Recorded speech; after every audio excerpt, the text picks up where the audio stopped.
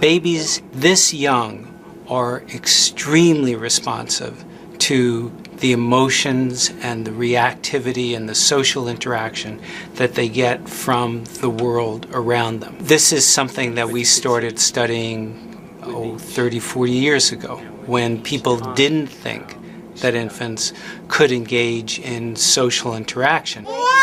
In the still face experiment, what the mother did was she sits down and she's playing with her baby, who's about a year of age. Oh, you my good girl.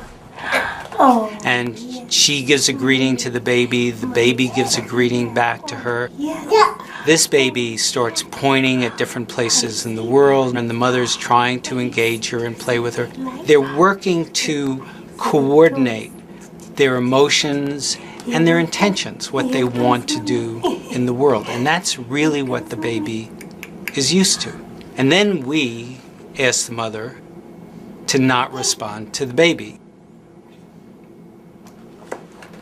The baby very quickly picks up on this, and then she uses all of her abilities to try and get the mother back. She smiles at the mother.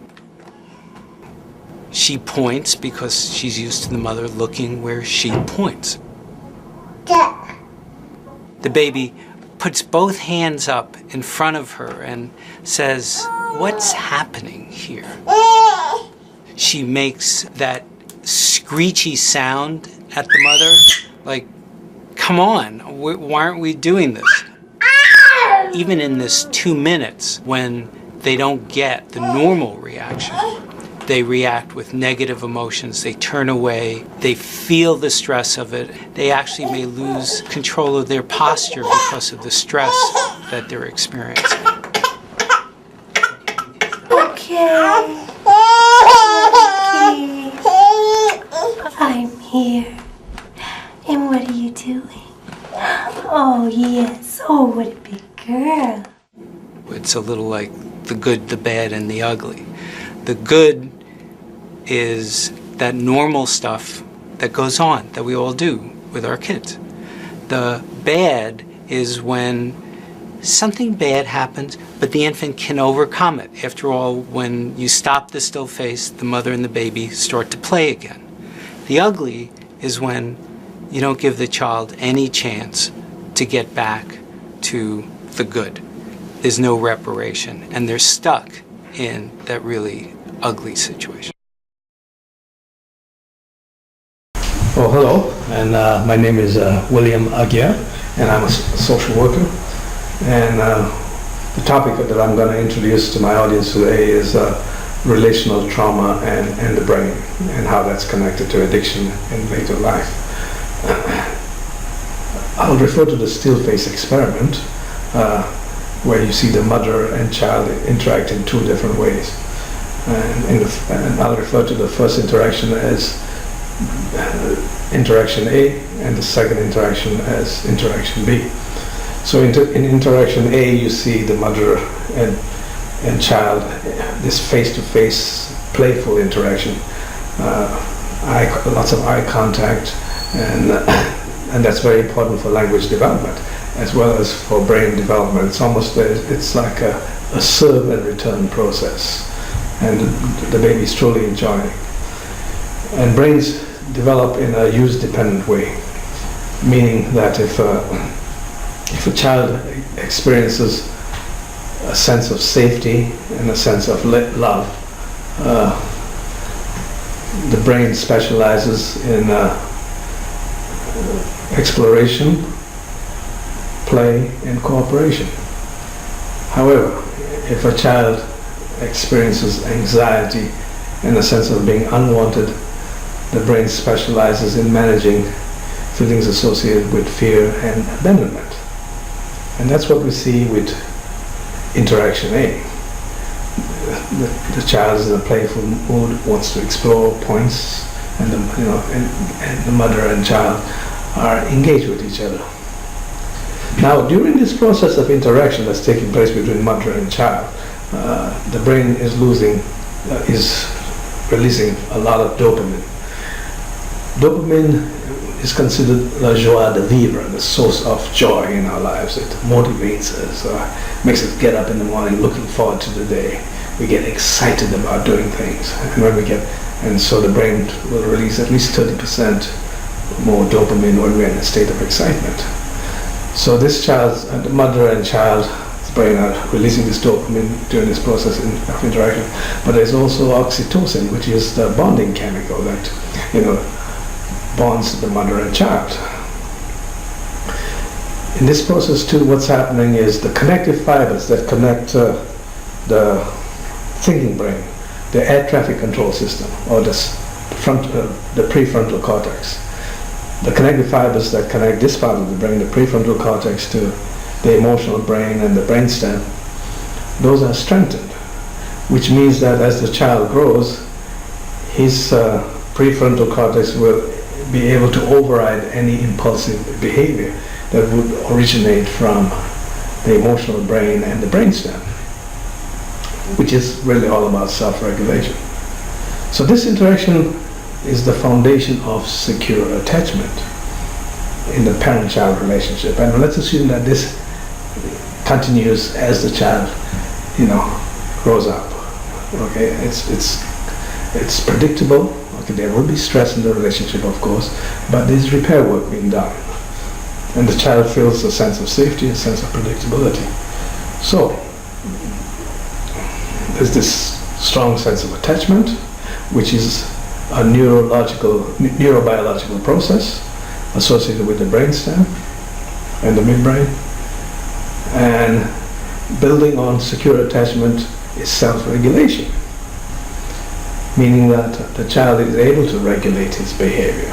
Okay, he doesn't, he's able to wait in line, wait his turn, he's able to share things, okay, he's able to follow the rules, okay, sit in class, pay attention. Okay, secure attention is the foundation for self-regulation, and these are both. And self-regulation, the circuit for self-regulation kicks in at around 8-9 months. All right. You have secure attachment, self-regulation, and so what comes next is affiliation, the ability to socialize. Okay, and then with the ability to socialize, children grow up recognizing there are differences in people, and they respect those differences, and that's how tolerance comes into it. And this is associated with this part of the brain, the thinking brain, okay, the upper part of the brain. Now, let's look at the second interaction involving the mother or child. And Dr. Tronick says that there's the good, the bad, and the ugly. I've talked about the good. The bad things happen, there's a disruption in the relationship, but there's an active repair process taking place. And then he says the ugly. The ugly is when there's no chance for repair. It's chronic. The child experiences abandonment, neglect, abuse, or even witnesses abuse on the part of his parents. Okay, so the child is in a constant state of anxiety. So what happens when a child is to the brain, when the child is in a constant state of anxiety?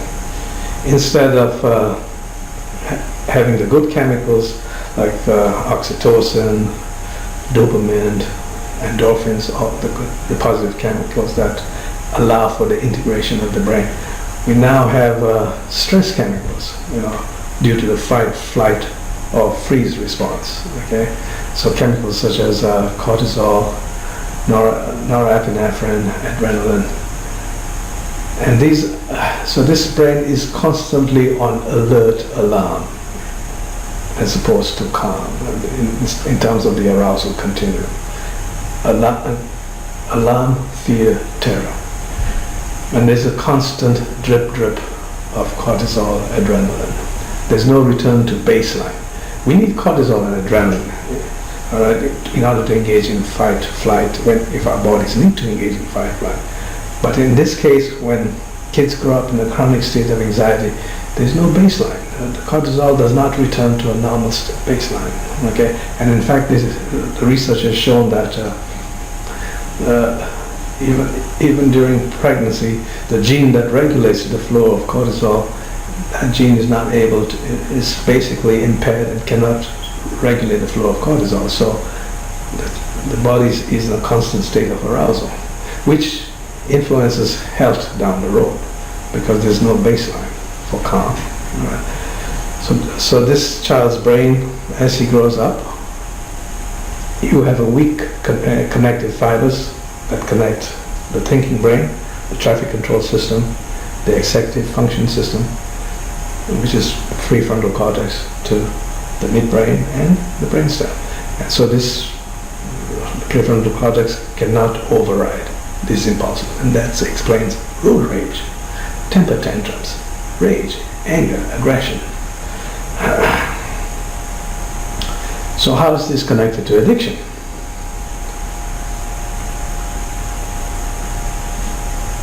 There are three concepts to understand here connected to the brain and addiction. Okay.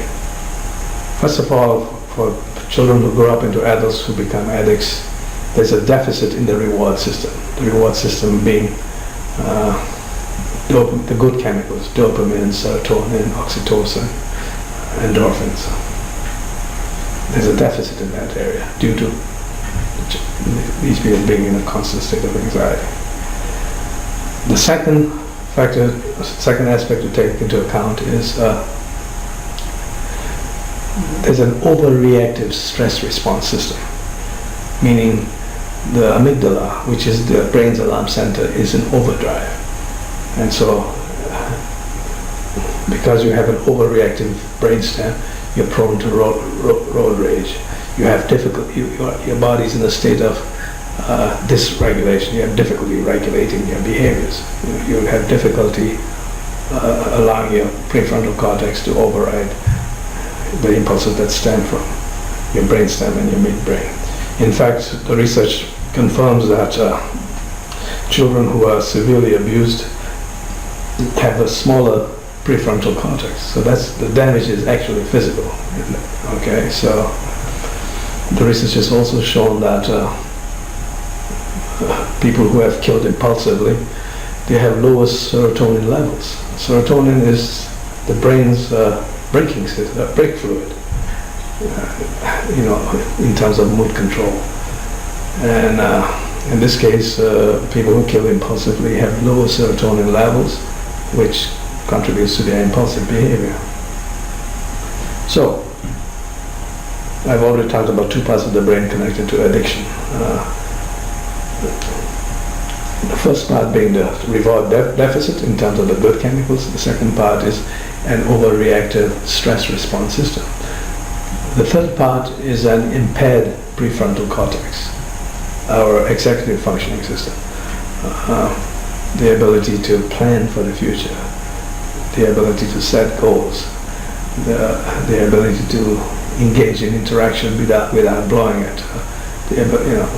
So this is impaired, and so an impaired prefrontal cortex, an overreactive brainstem, an overreactive stress response system, and a deficit in the reward system. Those three aspects of the brain contribute to addiction later in life. And why is that the case? As a teenager, if I have all of these three aspects of my brain that are not functioning, and I take a hit of cocaine, or let's say crack, the crack stimulates the same pathways in the brain as my looking forward to something joyful. Okay, the only difference is if I'm excited about meeting my girlfriend, my dopamine will increase by 30%.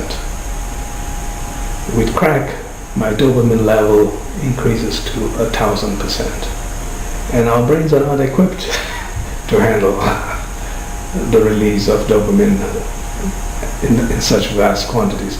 So we damage the nerve endings and receptors that are associated with the release and binding of dopamine. And so we get stuck in this state of addiction, wanting the high that we originally got and damaging our brains even further. So it takes a while for the brain to repair itself if we want to get off crack or cocaine. And so that explains addiction. And hopefully that's my explanation of how childhood trauma impacts the brain, resulting in addiction, a vulnerability to addiction later in life. Thank you. Oh, I forgot to mention. So, how can you regain control of your brain? Okay. Now, there are various approaches. For people who suffer post-traumatic stress disorder right now, the latest approach is using psychedelic drugs as a way of treating PTSD, and it works, and it's proven effective, for some forms of PTSD. Okay, but one approach is practicing mindfulness. When you practice mindfulness and you do it regularly, okay, and there's a handout that I can make available to participants, you're basically paying attention to what gets you triggered. Okay, suppose you were, as you were growing up, your parents would, in a fit of rage, would call you, "You little shit! Look what you've done now." Okay, you're now a young adult in your 20s, and you have a 4-year-old child, and your 4-year-old child gets you all worked up, and you parent this child exactly the way you parent, and so lo and behold, your child gets you worked up, and you scream out, "You little shit! Look what you've just done!" So that basically indicates that you have an overreactive stress response system, and so your brain is controlling your behavior as opposed your brainstem and your midbrain are controlling your behavior as opposed to your executive functioning system. And so, how do you go about changing this? First of all, for you to recognize that with trauma, the past is the present, as in the example I just gave you in your interaction with your child. And so, being conscious that the influence of the way your parents parented you is now being played out, and you're damaging the next generation.